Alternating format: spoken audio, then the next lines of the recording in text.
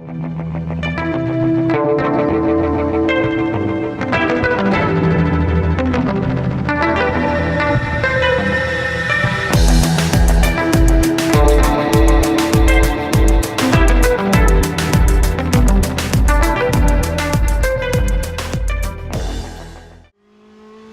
welcome back to another video on my channel. In today's video we're going to be looking at just a base setup for the 458 GT2 Ferrari race car around Monza. This isn't going to be an in-depth setup, it's just a base setup to get us where we want, to get some respectable lap times in and just make us a bit more competitive online. So we're going to start the lap looking out to brake just before the 150 on the left. You've got to be careful on the brakes with this car, you cannot run ABS, so going down into first gear, clipping the apex and then getting on the power as early as we can there. We actually braked a little bit too late for that first chicane, maybe lost a tenth or two. Now getting on the power, we're going to be looking out for the bridge shadow as we come up to a braking point.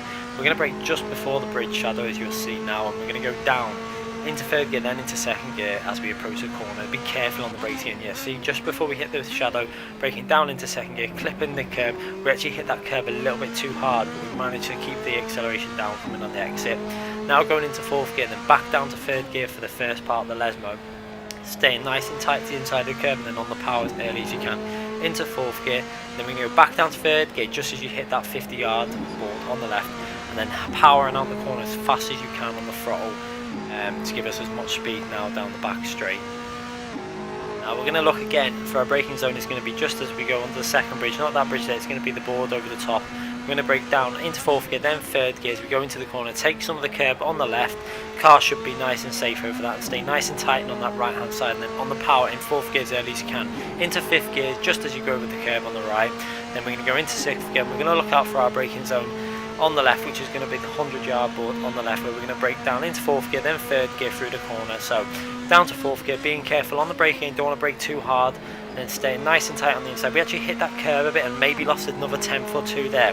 So this, obviously we've not been done much driving on this track on Asssetto Corsa, so we're still getting there in terms of getting the perfect lap in, but it's a respectable time. It's only a 1 minute 49.1, but I'm pretty sure this setup should be able to get us a 48.6 or 7, as we didn't even have the super soft tyres on here, we only had the standard soft tyres. So with a few more setup tweaks after, when we've obviously progressed a bit more and done more practice, we should be able to get, as you can see there, we took it online and got a 49.2 as well in an online session. So the setup's perfectly capable of getting into a 48 once we're a bit more used to the setup.